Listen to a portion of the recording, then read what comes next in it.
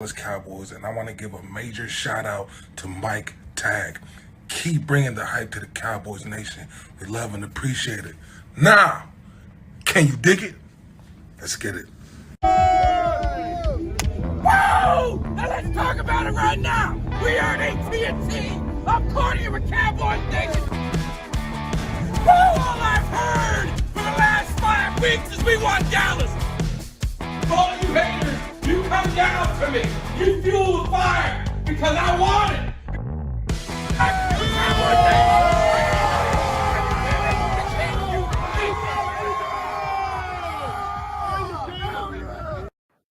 It's not Groundhog Day, just so you know. Tried to do the show earlier, had some audio issues, so I had to cut it short. I was getting distracted. Then I had to do my second half, so I had to do my Miami Hurricanes, Texas A&M coverage. Make sure you guys check that out if you didn't. It was a great interview, great insight.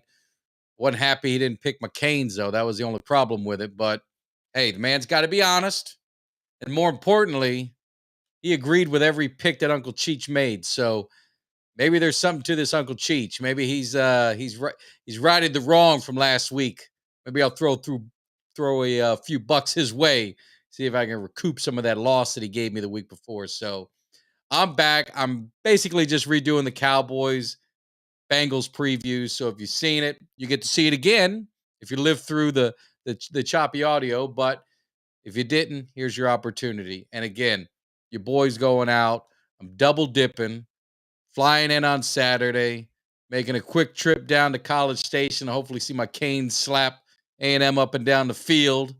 And then I'm getting back early Sunday morning, get a little sleep, get out the tailgate a little bit, hopefully see our Cowboys, do the impossible from what everyone's got us for dead. Do the impossible and maybe pull out a win against Cincinnati Bengals. So, let's talk about it. Obviously, Dak is gone for 4 weeks, 5 weeks, 6 weeks. We don't know. He's got, the broken thumb. We're going to count on Cooper Rush. I know it's not the ideal situation. We're thin at receiver. Receivers, they didn't help the situation on Sunday night. We need someone to we need more than one person to step up. CD was, he held himself accountable for not having his best game. I think he's going to come out and want to show something. We're Gallup practiced without pads, today or yesterday, whatever day it was. This week's gone by so fast. Obviously, I don't think he's going to play this week, but maybe they're looking at him towards, next week, being able to start. So that's another weapon coming back. James Washington, obviously, he's on IR. He's probably he's not returning. I think it's week 5. He can get off that list. So he's still a few weeks away. So we've got to limp along, and we got to figure out how we can hold down the fort until the cavalry comes. And then when that cavalry comes, we got to make sure that our offensive coordinator is putting them in the best position to win. So he's going to get his opportunity now with Dak gone. He's going to have to be, he's going to have to be creative. He's going to have to be smart. He's going to have to, maybe just play that game manager. There was a comment, before game manager. Maybe that's something, obviously, that he's going to need to do. And they're going to need to rely on the running game. And, Zeke gets his hate. Pollard, everyone loves Pollard too. And I think he's another great back. They need to use both of them. They need to get them both out on the field a lot, especially with the issues that we seem to have at receiver. Use Pollard more. They talked about it all off season, or into training camp. They're going to get Pollard in the slot. They're going to get them both out there, get him in open field, let him make some plays. Zeke was running the ball. I watched, the first part of the game again, just to make sure I was seeing what I thought. And we're running the ball. Zeke was running the ball 5 yards a clip right down the line. We're making some good passes because the run game was opening it up. And then we just said, you know what? Why are we running the ball? It was effective, but why are we doing it? We'll just go ahead and drop back and pass and see what happens. And obviously that didn't work out very well for us. So hopefully things will change. I know there's a lot of anger, a lot of frustration with Cowboys Nation, rightfully so. I think a lot of the criticisms deserved, especially at the ownership. That goes without saying. I think that's a common theme. I think no Cowboy fan can probably disagree that Jerry Jones has not helped us too much in the last 27 years to put this team in the best position to win. We've had some opportunities, and hey, let's we got to hold the players accountable too. Some of those years the players came up short for whatever reason. Some say it's the curse of Jimmy Johnson. I'm starting to believe that. So um, so that may be the case, but nevertheless, it's like I think it was Dalton Schultz or someone said, you got a thunderstorm, but I think we got more than a thunderstorm coming at us. We got a Category 5 hurricane, coming our way, and these players have a couple options. They can turn around and run, or they can go right into it. And I think the mentality of these players, and you saw what Parsons, he stiffed Bayless and Shannon Sharp last week, because he felt his focus needed to be more as a leader in the team. He didn't need to be out, maybe causing more distractions, because he sees the distractions that's caused by ownership. So I think he made the smart move. Yeah, he got some heat for it, but I think he's doing the right thing. I think he's doing the right thing. They need to come together, because they got to figure out how to win some games without their franchise quarterback. And he is a franchise quarterback. I know he gets a lot of hate, but he played bad, and he deserves a lot of the criticism coming to him at Tampa. Is he can't, he's got to own that, and he's got to own the San Francisco game. So that's back to back, not good games for him. So he's got to come back with a purpose and with a chip on his shoulder.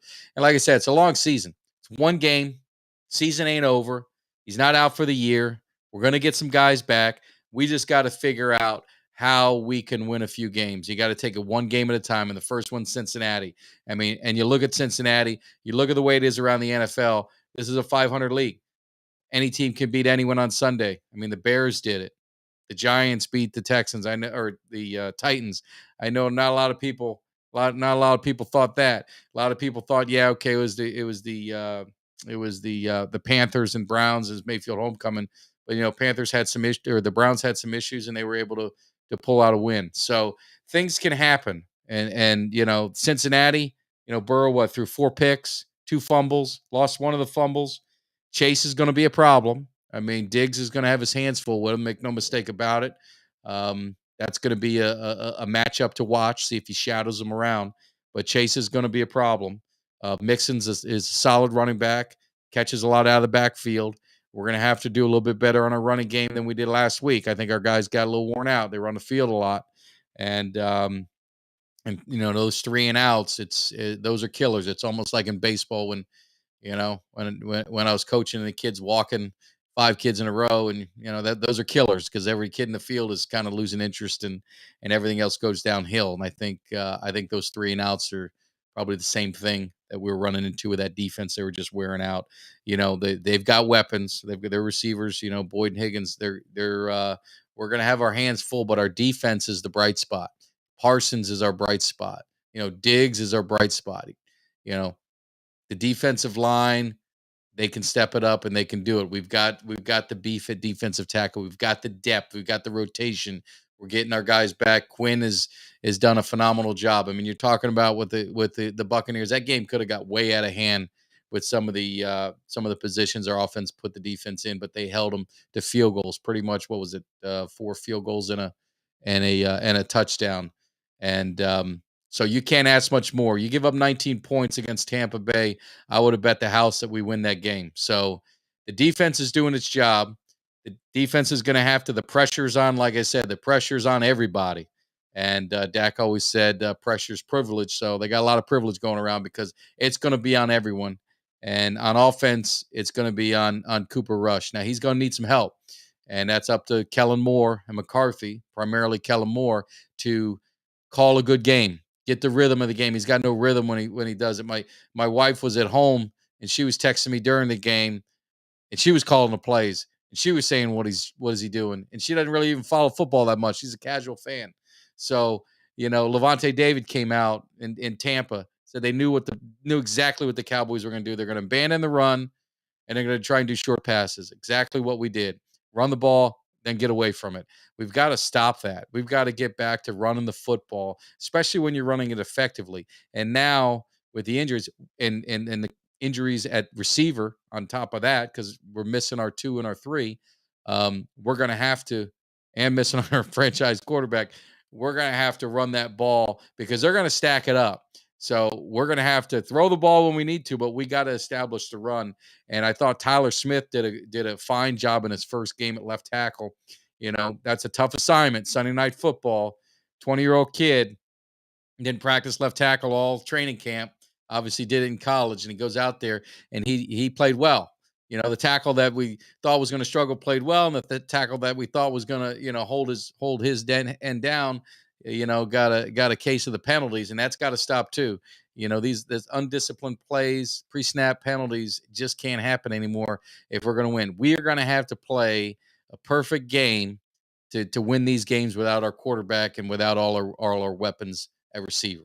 And that's just the way it is. So everyone's got to step up a little bit. Now, I believe that we've got the leadership on the field. I know Parsons a leader, you know, Zeke's a leader, Tank's a leader, Diggs a leader, you know, CD is a leader. These guys, they've got to take ownership and they've got to hold each other accountable, and they're just going to have to get it done.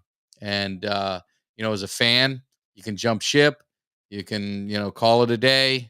But I'm going to, you know, I'm ride or die, good or bad. I'm going to sit through if it's misery again, I got to sit through, I'm going to do it. Hopefully my Canes will win on Saturday. At least I won't go for 2. But, you know, I feel they got an opportunity to win. I mean, obviously things got to go their way. But they've got an opportunity to win. And then, hey, football, you see how this league is. You lose one game and the world's ending. You know, Green Bay got smoked, gave up 7 points, and all their fans are panicking. You remember what happened last year? They got smoked, and what did they do? They went on that big run, you know. And then you've got the teams that, you know, everyone's shining bright on them. Miami looked really good against New England. Are they the real deal or not? If they lose next week, I guarantee you it's going to be all on Tua, and they're going to be throwing a hate and all that. That's the way it is. That's the way the NFL is, because every game matters. Every game is taken to the top degree. You know, there's highs, it's the peak, and it's the very big valley. There's really nothing in the middle. And you got some interesting games in our division. Every team won. You know, Washington beat the Jaguars.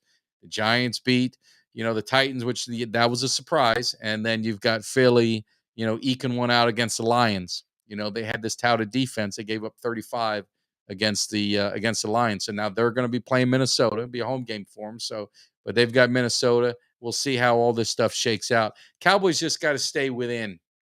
They got to stay within the chase, because they're going to get Dak back at least for the last 9 games. So at worst, you're 8 games without him. At best, you're 5 or 6 games without him, maybe. So there's plenty of time to make it up. Get the injuries out of the way. You know, maybe this is you always have adversity in the season. We've seen it every year. And it seems like for the Cowboys, the adversity always comes near the end of the year. Maybe this is a blessing. Maybe get the adversity out in the beginning and get this team gelling, get this team rolling. These young guys are going to have to grow up quickly. So this is going to be their opportunity to grow up quickly. Tyler Smith's got to grow up quickly. You know, all the offensive line is going to have to grow up quickly. These young receivers are going to have to grow up quickly. And then when the other guys come back, now maybe we got some good depth. You know, maybe we've got, you know, Sam Williams is going to be stepping up because is it Basham? One of them's out. And then J-Ron Curse is out for a few weeks. So, you know, my man, you know, Israel, I'll always butcher his name, so I'm not going to do it. He's going to be stepping in there. We've got depth in the secondary for the first time. So those are the kind of things, those are the positives that if you're looking for something to hang on to, that's the positives. You know, the downside would be is if we go out and get our asses kicked this Sunday, and then it trickles in, and then when Dak comes back, we're 0-6. Okay, we're in trouble. You're going to blow it up. But, you know, let's just see how these few games turn out. Let's see what happens with Cincinnati. If they beat Cincinnati, I think all of us to a man would have said that the first 2 games were going to come out 1-1. I don't think not too many people had us winning both games. So if we beat Cincinnati, yeah, then now things are changing a little bit. We're kind of right where we started. We got the Giants on a Monday night road game. Not going to be easy, but it's a team that we know very well. They know us, we know them, and to me, that's a winnable game. And again, I went down the list before with the Lions and the Bears, and Washington. 4 of those games that you could be without Dak. Those are games that are winnable games. Now we could lose them just as easy. You know, I'm not trying to sugarcoat anything, but those are games that you can look to if you're trying trying to find that opportunity to win a few until Dak and the receivers get back. But at the end of the day, what we need to happen is Kellen Moore's got to step it up. To me, that's the problem. That's always been the problem. I've never been a big Kellen Moore fan. I thought he's been anointed too fast. He's never worked to the levels. You know, you look at I'm a Miami fan. Look at Ken Dorsey. I mean, he started down the bottom. He's worked his way around. Um, you know, he was a coordinator and or a quarterbacks coach in Carolina. He moved to different spots. He's the offensive coordinator for the Buffalo Bills. Man, that offense looked pretty damn good. So, that's what I wanted to see, from Moore, but he's just been anointed. And that's what Jerry did. He did it with Jason Garrett, and he's doing it with Kellen Moore. They're just anointing them this wizard, this wonder boy, whatever you want to call him. And he hasn't really paid his dues in the ranks yet. And, when Mike McCarthy got hired, he's an offensive guy.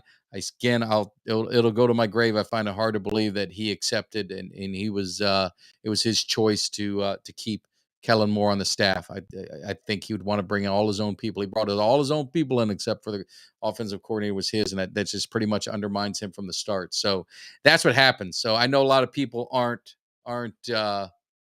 big Mike McCarthy fans, but that's I didn't have that. I apologize. I didn't have a Cowboys cave. I must have hit it. But who are you going to bring in? Like I said, you can bring someone in as long as the top doesn't change. As long as you're going to have that, then I don't know who you're going to bring in that's going to make a difference. It really not, because the coaches that want that control, that demand, that control their staff. That was Bill Parcells and that was Jimmy Johnson, and neither one of them lasted as long as they could have. And I still will believe if Bill Parcells stayed, we would have won a Super Bowl with him. So that's the battle that we have. So that's why I say is we got to win in spite. We got to win in spite of the owner. That's it. But you can't turn on the player. The players are doing everything they can. They're busting their ass. But we got to win in spite of the owner. The coaches got to win in spite of the owner. And that's where the pressure is. That's where the pressure is on McCarthy. He's been here. This is his third year. 2 of the years he hadn't had his quarterback for a portion of the season or all the season. That's not a recipe for success. And a lot's going to be on him. If he doesn't perform, they'll probably move on. Maybe they get Sean Payton. I like Sean Payton, but I'm just in my heart, I just don't know what difference you're going to get if all the pieces stay the same. Maybe they give it to Quinn. Quinn's done a great job on the defense. I mean, he took Atlanta to the Super Bowl, so it's more than we've gotten. And it didn't turn out the way he wanted, but I think that was his fault, and it's probably a lesson learned of letting his offensive coordinator get a little crazy and not going to win a game. So those are the kind of things that we're going to have to battle, and we'll have to just see what happens. So Cowboys Nation, you guys just gotta believe a little bit. Air that frustration out on Jerry Jones, boo his ass. I know they're going to get chance. Maybe not kind words to Jerry during the game, whatever it is. Let it be known. Let it be known that it's unacceptable. It's gone on too long, the nonsense. And I know he's a marketing guy and he cares more about, seems like he cares more about that than winning. He always made this comment that there's not a check that, you'd be in a obscene amount. You wouldn't want to see the zeros they would put on that check to win a Super Bowl. Well, in the offseason, he had that opportunity, and I didn't see any checks being written. And if we're up against the cap and we're at the total cap, I would give the man a pass. But we're going into the season with money on the table, and we've had opportunities to get players, and we didn't do it. Either you're all in or you're not. And I think, I didn't hate the moves. I was fine with the moves they made, but I was waiting to see what they got to replace them. You got to get something to replace them. And they had an opportunity to get a veteran receiver. Could have been Julio Jones. Could have been somebody to get in here and at least give you some stability. You get an offensive lineman, like I said, stability, veteran leadership. They could have got Jason Peters in the offseason if they wanted to. They could have had him in on training camp. It's that veteran leadership. Von Miller, I know a lot of people wanted him. I wanted him too. I thought it was a done deal. He was asking for, that's a lot of money. But maybe they could have structured it a way to where it was friendly for the team, friendly for Von Miller, because I think he wanted to play in Dallas. He wanted to play in his home state. but they never even gave it an opportunity. And that's what I'm talking about. You're getting a guy in there with veteran leadership, Bobby Wagner, veteran leadership, and we didn't get anyone in the offseason that can do that. We're relying on young guys, young draft picks, inexperience, and there's nothing wrong with that when you mix it in with some veteran leadership and guys who've been there. And Ndamukong Suh, maybe you could get him. He's out there. Guys won a Super Bowl. He's played on a high level. He knows how to. He gains respect just by walking in the locker room. So those are the things that I could bitch and moan about all day long. But I try not to. I said I got to look forward. I can't look back. That's the last time I'll look back. But we got to win this Sunday in spite of them. I think the Cowboys got a shot. They got to play game managed offense by Cooper Rush. Got to run the football. Defense has got to eat. I mean, they gave up 7 sacks. Cincinnati gave up 7 sacks last week, and we can get more. So defensive line, every level's got to step up. So we're going to get it done. I'll be out in AT&T. Hopefully I won't be too hungover, too tired from the Miami game. If they win, then maybe I will. If they lose, I'll be drowning my sorrows. I don't know what else. I don't even want to think about it. We can't think about losing. Any level. Miami, Dallas, they're going to win. So until then, I had to redo it. This isn't Groundhog's Day. I just wanted to redo the take. I'll leave you with a blast from the past because it's hard to stay positive. It's hard to get all that, but I'll leave you with an old post-game hype video. I'm hoping this is the one I'm hoping I get to do after the game. After Sunday, maybe I'll get to drop this one. Until then, I'll see you at AT&T. I love you, Cowboys Nation. I had a great time last week. Even though we lost, that was the worst part of it. But hanging with Cowboys Nation is probably the best thing. It's the best fan base. We deserve better. We deserve a Super Bowl. It's got to be earned. I get it. No handouts. We don't want no handouts. We want to earn it, but we deserve it. And I'll see you guys on Sunday. You guys take care. Be safe. And Dak Prescott, being the gentleman that he was, picked him up off that 50-yard line and said, "Why don't you just pack it up